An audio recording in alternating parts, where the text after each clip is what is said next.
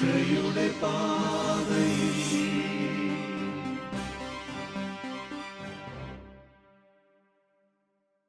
ഈശോ മിശിഹായ്ക്ക് സ്തുതിയായിരിക്കട്ടെ. ഇപ്പോഴും എപ്പോഴും സ്തുതിയായിരിക്കട്ടെ. നമുക്ക് പ്രാർത്ഥിച്ചുകൊണ്ട് നമ്മുടെ ക്ലാസ് ഒന്ന് ആരംഭിച്ചാലോ?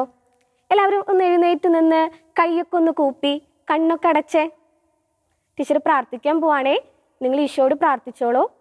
കാലിത്തൊഴുത്തിൽ പിറന്ന് വിനയത്തിന്റെ മാതൃക നൽകിയ ഞങ്ങളുടെ കുഞ്ഞുണ്ണീശോയെ, ഞങ്ങളിന്ന് പഠിക്കാൻ പോകുന്ന പാഠഭാഗത്തെ അങ്ങയുടെ മുമ്പിൽ കാഴ്ചവെക്കുന്നു. അങ്ങയുടെ പരിശുദ്ധാത്മാവിനെ അയച്ച് ഞങ്ങളുടെ ബുദ്ധിയെ പ്രകാശിപ്പിക്കണമേ. ആമീൻ. ഈശോയുടെ കുഞ്ഞുമക്കളെ, നിങ്ങൾക്കൊക്കെ സുഖല്ലേ? എല്ലാവർക്കും സന്തോഷല്ലേ? നമ്മൾ ഇന്ന് പഠിക്കാൻ പോകുന്നത് 8ാമത്തെ പാഠാണ്. 8ാമത്തെ പാഠത്തിന്റെ പേരെന്താണെന്നറിയോ നിങ്ങൾക്ക്? എന്താ പേര്? ഒന്ന് നോക്കി വായിച്ചേ. നിങ്ങൾ എല്ലാവരും ടെക്സ്റ്റ് ബുക്ക് നോക്കി ഒന്ന് വായിച്ചേ. പാഠത്തിന്റെ പേരെന്താ? കിഴക്കുദിച്ച നക്ഷത്രം. ഒന്ന് ഉറക്കെ പറഞ്ഞേ, കിഴക്കുദിച്ച നക്ഷത്രം. അപ്പൊ നമ്മൾ ഈ പാഠഭാഗത്ത് കിഴക്കുദിച്ച ഒരു അത്ഭുത നക്ഷത്രത്തെ കാണാനായി പോവാണ്. ആ നക്ഷത്രത്തിന്റെ കഥയാണ് ഇന്ന് നമ്മൾ കേൾക്കാനായി പോകുന്നത്.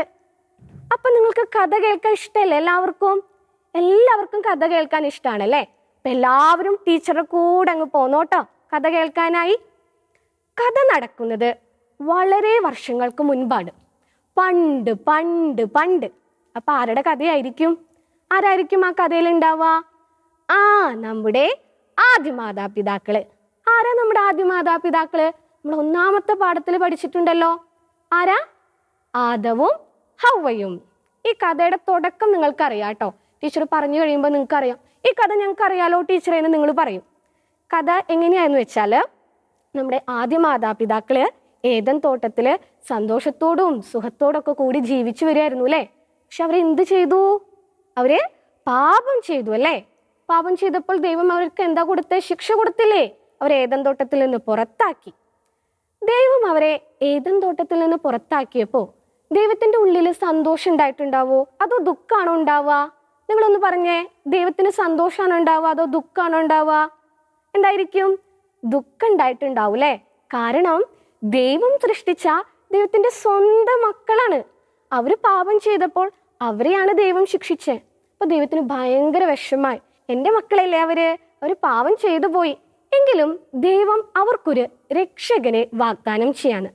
അവരെ പാപങ്ങളിൽ നിന്നും അവരുടെ പീഡനങ്ങളിൽ നിന്നും കഷ്ടപ്പാടുകളിൽ നിന്നൊക്കെ രക്ഷിക്കാനായിട്ട് ദൈവം അവർക്കൊരു രക്ഷകനെ കൊടുക്കാന്ന് പറയാണ്. അങ്ങനെ അവര് രക്ഷകനെ പ്രതീക്ഷിച്ചിരിക്കുകയാണ്. ഒപ്പം തന്നെ ദൈവം അവരോട് ഒരു കാര്യം കൂടി പറയുന്നുണ്ട്. ഈ രക്ഷകൻ എപ്പോൾ വരും, എങ്ങനെ നിങ്ങൾക്ക് തിരിച്ചറിയാം രക്ഷകൻ വന്നു എന്നതൊക്കെ ദൈവം അവർക്ക് കുറെ ക്ലൂകൾ കൊടുക്കുന്നുണ്ട്. കുറെ പ്രവാചകന്മാരിലൂടെ കുറെ പ്രവചനങ്ങൾ ദൈവം അവർക്ക് പറഞ്ഞു കൊടുക്കുന്നുണ്ട്. അത് നമ്മുടെ ബൈബിളിലെ പഴയ നിയമ പുസ്തകത്തിൽ നമുക്ക് കാണാനായിട്ട് പറ്റും. നിങ്ങളൊന്ന് നോക്കിയാൽ കുറെ പ്രവചനങ്ങൾ നമുക്ക് കാണാം കേട്ടോ. അതിൽ ഒരെണ്ണം ടീച്ചർ നിങ്ങൾക്ക് പരിചയപ്പെടുത്തി തരാം. ആ ഒരെണ്ണം എങ്ങനെയായിരുന്നു? നിങ്ങൾക്കായുള്ള രക്ഷകൻ ജനിക്കുമ്പോൾ, അതായത് നിങ്ങളുടെ രാജാവ് ജനിക്കുമ്പോൾ കിഴക്ക് ഭാഗത്ത് ഒരു നക്ഷത്രം ഉദിക്കും. ആ നക്ഷത്രത്തെ നോക്കി നിങ്ങൾ യാത്ര തുടർന്നാൽ നിങ്ങൾക്ക് നിങ്ങളുടെ രാജാവിനെ, നിങ്ങളുടെ രക്ഷകനെ കാണാനായി സാധിക്കും. അപ്പൊ ആ ജനത ഒരു രക്ഷകനെ പ്രതീക്ഷിച്ചിരുന്നു. അവരുടെ രാജാവിനെ അവർ പ്രതീക്ഷിച്ചിരിക്കുകയാണ്. വർഷങ്ങൾ കുറേ കഴിഞ്ഞുപോയി. അങ്ങനെ ഇരിക്കെ ഒരു ദിവസം 3 ജ്ഞാനികള് മരുഭൂമിയിലൂടെ ഇങ്ങനെ ഒട്ടകപ്പുറത്ത് ഇങ്ങനെ യാത്ര ചെയ്തു പോവാ. അപ്പൊ നിങ്ങൾക്കൊരു സംശയം ഉണ്ടായിട്ടുണ്ടാവും അല്ലേ? ആരാ ഈ ജ്ഞാനികൾ എന്ന് വെച്ചാല്? ആരാ? കുറെ അറിവും പഠിപ്പൊക്കെ ഉള്ളവരാണ് ജ്ഞാനികള്. നമ്മുടെ സയന്റിസ്റ്റുമാരെ കുറിച്ച് കേട്ടിട്ടില്ലേ? അവരാണ് ഈ ജ്ഞാനികള്. പണ്ട് കാലത്ത് അവരെ ജ്ഞാനികൾ എന്നാണ് വിളിക്കുക. അങ്ങനെ ഈ ജ്ഞാനികള് മരുഭൂമിയിലൂടെ ഇങ്ങനെ യാത്ര പോയിക്കൊണ്ടിരിക്കുകയാണ്. പെട്ടെന്ന് അവരുടെ മുൻപില് ഒരു നക്ഷത്രം പ്രത്യക്ഷപ്പെടാ. ഒരു അത്ഭുത നക്ഷത്രം, ഒരു സുന്ദരനായിട്ടുള്ള ഒരു അത്ഭുത നക്ഷത്രം. നക്ഷത്രത്തെ കണ്ടപ്പോ നമ്മുടെ ജ്ഞാനികൾക്ക് സന്തോഷായി. കാരണം വർഷങ്ങളായി അവർ പ്രതീക്ഷിച്ചിരുന്നൊരു നക്ഷത്രമാണ്. ഇങ്ങനൊരു നക്ഷത്രം കണ്ടാൽ രക്ഷകൻ ജനിച്ചിട്ടുണ്ടെന്നും ആ നക്ഷത്രത്തെ പിന്തുടർന്നാൽ അവർക്ക് അവരുടെ രക്ഷകനെ കാണാൻ സാധിക്കുമെന്നൊക്കെ അവർക്കറിയാം. അപ്പൊ അവർ വളരെയധികം സന്തോഷവാന്മാരായി നക്ഷത്രത്തെ പിന്തുടർന്ന് യാത്ര തുടരാണ്. എന്തിനു വേണ്ടിയിട്ടുള്ള യാത്രയാ? എന്തിനു വേണ്ടിയിട്ടാ? രക്ഷകനെ തേടിയുള്ള യാത്ര അല്ലെ? അങ്ങനെ യാത്ര കുറേ അങ്ങ് പോയി. യാത്ര അവർ തുടർന്നുകൊണ്ടിരിക്കുകയാണ്. യാത്രയുടെ ഇടയിൽ വെച്ചിട്ട് അവര് രാജകൊട്ടാരത്തിന്റെ മുമ്പിലെത്തി. രാജകൊട്ടാരം നിങ്ങൾക്ക് അറിയാം അല്ലെ? ആ കൊട്ടാരത്തിന്റെ മുൻപിലെത്തി. അപ്പൊ നമ്മുടെ ജ്ഞാനികൾ പരസ്പരം അങ്ങോട്ട് പറയാം, നമ്മൾ എന്തായാലും നമ്മുടെ രക്ഷകനെ അല്ലെങ്കിൽ നമ്മുടെ രാജാവിനെ അന്വേഷിച്ച് നമ്മൾ യാത്ര തുടരുകയാണല്ലോ, നമുക്ക് ഈ രാജകൊട്ടാരത്തിൽ ഒന്ന് കയറി അന്വേഷിച്ചാലോ? എവിടെയാണ് രക്ഷകൻ ജനിച്ചിരിക്കുന്നത് അല്ലെങ്കിൽ രക്ഷകനെ കുറിച്ചുള്ള മറ്റു വിവരങ്ങളൊക്കെ നമുക്ക് ഈ കൊട്ടാരത്തിൽ നിന്ന് ലഭിക്കും. അങ്ങനെ അവര് കൊട്ടാരത്തിന്റെ ഉള്ളിലേക്ക് പ്രവേശിക്കുകയാണ്. കൊട്ടാരത്തിന്റെ ഉള്ളിലേക്ക് കടക്കുന്നു. നിങ്ങൾക്ക് അതൊക്കെ കാണാൻ പറ്റണില്ലേ? മനസ്സിലേ? 3 ജ്ഞാനികള് ഒട്ടകപ്പുറത്തു നിന്ന് ഇറങ്ങി കൊട്ടാരത്തിന്റെ ഉള്ളിലേക്ക് കടന്നു. അപ്പോൾ ദേ അവിടെ സിംഹാസനത്തില് രാജാവ് ഇരിക്കുന്നുണ്ട്. അന്നത്തെ അവിടുത്തെ രാജാവായിരുന്നു ഹേറോദോസ് രാജാവ്. എന്താ ഒന്ന് പേര് പറഞ്ഞ എല്ലാവരും? എന്തായിരുന്നു രാജാവിന്റെ പേര്? എന്തായിരുന്നു? ഹേറോദോസ് രാജാവ്. ഈ ഹേറോദോസ് രാജാവിനെ ഇത്തിരി ഒന്ന് പേടിക്കണം കേട്ടോ. കാരണം ആൾ ഇത്തിരി പ്രശ്നക്കാരനാ, ഇത്തിരി ദേഷ്യം, ഇത്തിരി കുശുമ്പും ഇത്തിരി അസൂയൊക്കെയുള്ള ഒരു രാജാവാ ഹേറോദോസ് രാജാവ്. ഈ ജ്ഞാനികൾ പേടിച്ചിട്ട് രാജാവിന്റെ മുമ്പിൽ വന്ന് നിന്നു. എന്നിട്ട് രാജാവിനോട് ചോദിച്ചേ, രാജാവേ, യഹൂദരുടെ രാജാവായി ജനിച്ചവൻ എവിടെയാണ്? ഹേറോദോസ് രാജാവിന്റെ മുഖത്ത് നോക്കിയിട്ട് ചോദിക്കുക, യഹൂദരുടെ രാജാവായി ജനിച്ചവൻ എവിടെയാണ്? ഞങ്ങൾ കിഴക്ക് അവന്റെ നക്ഷത്രം കണ്ട് അവനെ ആരാധിക്കാൻ വേണ്ടി വന്നിരിക്കുകയാണ്. അവര് കഥകളൊക്കെ രാജാവിന് ഇങ്ങനെ വിശദീകരിച്ച് പറഞ്ഞു കൊടുക്കാണ്. കിഴക്ക് ഞങ്ങളൊരു നക്ഷത്രം കണ്ടു, അങ്ങനെ ഒരു നക്ഷത്രം കണ്ടാൽ രക്ഷകൻ ജനിച്ചിട്ടുണ്ട് എന്നാണ് അർത്ഥം. അതിനെ പിന്തുടർന്ന് ഞങ്ങൾ ഇവിടം വരെ എത്തി. ഇനി ഞങ്ങൾക്ക് അറിയില്ല എവിടെയാ രാജാവ് ഇരിക്കണേ, ഞങ്ങളുടെ രക്ഷകൻ എവിടെയാ ജനിച്ചിരിക്കണേന്ന് ഞങ്ങൾക്ക് അറിയില്ല. നിങ്ങൾക്ക് അറിയാമെങ്കിൽ ഒന്ന് പറഞ്ഞു തരുമോ ഞങ്ങൾക്ക് എന്ന് ചോദിക്കുകയാണ് ജ്ഞാനികള്. രാജാവിന് ഇത് കേട്ടപ്പോഴേ ഹേറോദോസ് രാജാവ്, ടീച്ചർ പറഞ്ഞൂലെ ഇത്തിരി പ്രശ്നക്കാരനാള്, ആൾക്ക് ഭയങ്കര ദേഷ്യം, ആൾ ഭയങ്കര അസ്വസ്ഥനായി. പെട്ടെന്ന് തന്നെ എന്ത് ചെയ്തു? കൊട്ടാരത്തിലുള്ള പുരോഹിത പ്രഭുക്കന്മാരെയൊക്കെ വിളിച്ചു. എന്നിട്ട് ചോദിക്കാണ്, ഈ ജ്ഞാനികൾ എന്തൊക്കെയോ പറയുന്നുണ്ടല്ലോ, ഏതോ രാജാവ് ജനിച്ചെന്നോ ഇവരുടെ രക്ഷകൻ ജനിച്ചെന്നൊക്കെ പറയുന്നുണ്ടല്ലോ, ഇതൊക്കെ ശരിയാണോ എന്ന് ചോദിക്കുകയാണ്. അപ്പൊ പുരോഹിതർ, അവിടെ ഉണ്ടായിരുന്ന പുരോഹിതര് പേടിച്ചിട്ട് രാജാവിനോട് പറയാ, രാജാവേ, അവര് പറഞ്ഞത് ശരിയൊക്കെ തന്നെയാണ്, അങ്ങനെ ഒരു രക്ഷകൻ, ഒരു ശിശു ജനിച്ചിട്ടുണ്ട്. അപ്പൊ ഹേറോദോസ് രാജാവ് തിരിച്ച്, എവിടെയാ അവൻ ജനിച്ചിരിക്കണേ ഒന്ന് പറഞ്ഞു കൊടുത്തവർക്ക് എന്ന് പറയാണ്. അപ്പൊ നമ്മുടെ പുരോഹിതര്, അവൻ യൂദയായിലെ ബെത്ലഹേമിലാണ് ജനിച്ചിരിക്കുന്നത്. എവിടെയാണ്?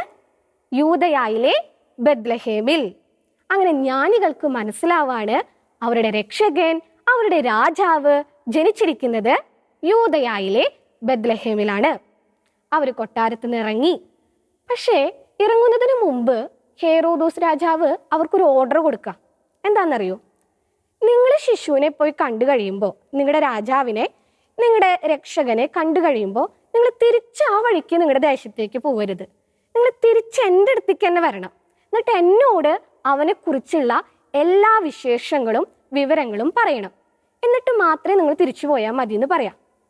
അപ്പൊ നമ്മുടെ ജ്ഞാനികൾ പാവം, ശരി രാജാവേ, ഉത്തരവ് പോലെ എന്നൊക്കെ പറയില്ലേ, നമ്മൾ പണ്ടത്തെ സിനിമകളിലോ അല്ലെങ്കിൽ കാർട്ടൂണുകളിലോ ഒക്കെ കണ്ടിട്ടുണ്ട്. അങ്ങനെ പറഞ്ഞ് ജ്ഞാനികള് കൊട്ടാരത്തിൽ നിന്ന് ഇറങ്ങിപ്പോന്നു. അവരവരുടെ യാത്ര തുടർന്നു. അവരുടെ യാത്രയില് അവർക്ക് സഹായിയായി ആ കിഴക്കുദിച്ച നക്ഷത്രം മുൻപേ തന്നെ പോയിക്കൊണ്ടിരുന്നു. അവർ ആ നക്ഷത്രത്തെ പിന്തുടർന്ന് യാത്ര അങ്ങനെ തുടർന്നു.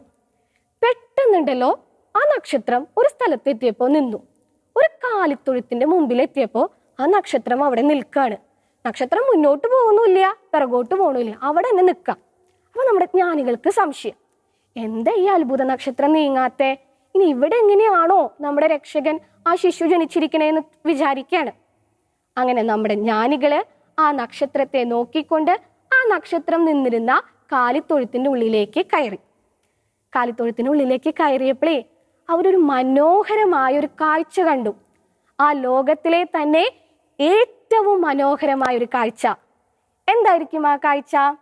അവര് വർഷങ്ങളോളം പ്രതീക്ഷിച്ചിരുന്ന അവരുടെ രാജാവ്, അവരുടെ രക്ഷകൻ അതാ കാലിത്തൊഴുത്തില് ജനിച്ചു കിടക്കുന്നു. അപ്പൊ കാലിത്തൊഴുത്ത് എന്ന് പറഞ്ഞാൽ എന്താ ഈ കാലിത്തൊഴുത്ത്? നമുക്കൊക്കെ അറിയാലേ, നമ്മൾ പശുക്കളെയൊക്കെ വളർത്തുന്ന സ്ഥലമാണല്ലേ. അങ്ങനെ ഒരു കാലിത്തൊഴുത്തില് അവരുടെ രക്ഷകൻ ജനിച്ചു കിടക്കാണ്.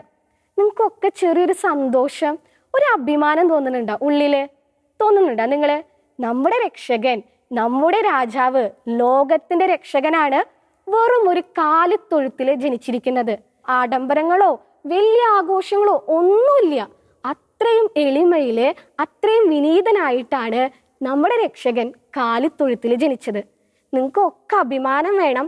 അതിലുപരി ആ മാതൃക നിങ്ങൾ ജീവിതത്തിൽ സ്വീകരിക്കണം.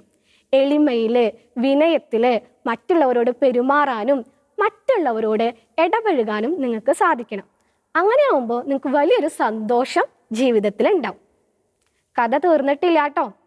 നമ്മുടെ ജ്ഞാനികളെ രക്ഷകനെ കണ്ടു. നല്ല മനോഹരമായ കാഴ്ചയൊക്കെ ടീച്ചർ പറഞ്ഞു തന്നു അല്ലേ? ഈ രക്ഷകനെ കണ്ടപ്പോൾ അപ്പോൾ തന്നെ അവര് മുട്ടുകുത്തി രക്ഷകനെ കുമ്പിട്ട് ആരാധിച്ചു. ഉണ്ണീശോയുടെ മുമ്പില് മുട്ടുകുത്തി കുമ്പിട്ട് ആരാധിച്ചു. ഉണ്ണീശോയുടെ അപ്പുറത്തിപ്പുറത്ത് ആരുണ്ട്? ഔസേപ്പിതാവുണ്ട്, മാതാവുണ്ട്. ചുറ്റും ആരൊക്കെ ഉണ്ടാവും?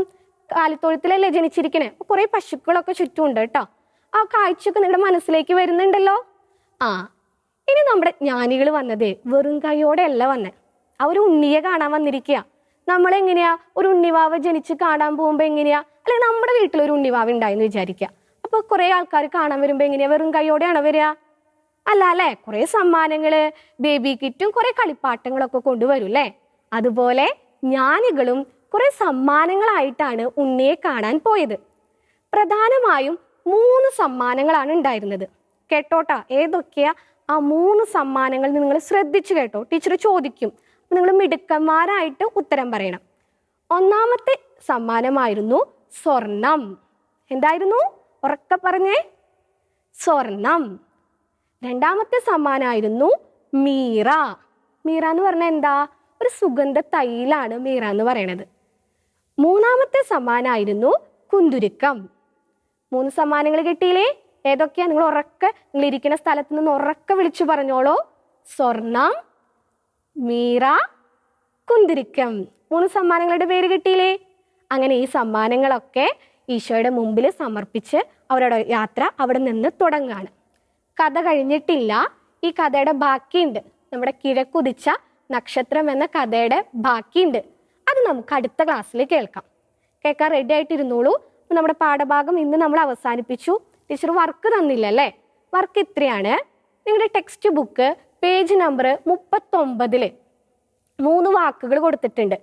അത് നമ്മുടെ ജ്ഞാനികള് ഈശോയ്ക്ക് കൊടുത്ത സമ്മാനത്തിന്റെ പേരാണ്. പക്ഷേ അതിൽ കുറെ അക്ഷരങ്ങൾ മിസ്സായിപ്പോയി. കുറെ എണ്ണം കാണാതെ പോയിട്ടുണ്ട്. ആ അക്ഷരങ്ങൾ ഒരു സഞ്ചിയിൽ ഇങ്ങനെ പെറുക്കി കൂട്ടി സൈഡിൽ വെച്ചിട്ടുണ്ട്. നിങ്ങൾ നോക്കിയാൽ കാണും. അതൊക്കെ ഇവിടെ കറക്റ്റ് ഓർഡറിൽ വെച്ചിട്ട് നിങ്ങൾ ആ 3 സമ്മാനങ്ങളുടെ പേര് കണ്ടെത്തണം. കണ്ടെത്തി ഫോട്ടോ എടുത്ത് നിങ്ങളുടെ ടീച്ചർക്ക് അയച്ചു കൊടുക്കില്ലേ? ഇല്ലേ? നമുക്കൊരു പാട്ട് പാടിക്കൊണ്ട് നമ്മുടെ ഈ പാഠഭാഗം അവസാനിപ്പിക്കാം. പാട്ട് ഇങ്ങനെയാണ്. ടീച്ചർ കൂടെ എല്ലാവരും ആടിച്ചാടി പാടിക്കോളൂ കേട്ടോ. പൊന്നുണ്ണി ഭൂമിയിൽ ജാതനായപ്പോൾ കിഴക്കുദിച്ചൊരു നക്ഷത്രം, നക്ഷത്രത്തിൻ പൊൻപ്രഭയിൽ രാജാക്കന്മാർ യാത്രയായി, രാജാക്കന്മാർ യാത്രയായി. ടീച്ചറുടെ കൂടെ പാടിയേ. പൊന്നുണ്ണി ഭൂമിയിൽ ജാതനായപ്പോൾ കിഴക്കുദിച്ചൊരു നക്ഷത്രം, നക്ഷത്രത്തിൻ പൊൻപ്രഭയിൽ രാജാക്കന്മാർ യാത്രയായി, രാജാക്കന്മാർ യാത്രയായി. പോകാം കൂട്ടരെ പോകാം, നമുക്ക് ഉണ്ണിയെ കാണാം. പോകാം കൂട്ടരെ പോകാം, നമുക്ക് ഉണ്ണിയെ കാണാം. ഉണ്ണിക്ക് നൽകാം പൊന്നുമ്മ സമ്മാനം, വായോ കൂട്ടരെ പോകാം. ഉണ്ണിക്ക് നൽകാം പൊന്നുമ്മ സമ്മാനം, വായോ കൂട്ടരെ പോകാം. എല്ലാവർക്കും പാട്ട് ഇഷ്ടായില്ലേ? അപ്പൊ ഈ പാട്ടോട് കൂടി നമ്മുടെ ക്ലാസ് അവസാനിക്കുകയാണ്. ഈശോ നമ്മെ എല്ലാവരെയും അനുഗ്രഹിക്കട്ടെ. ബായ്.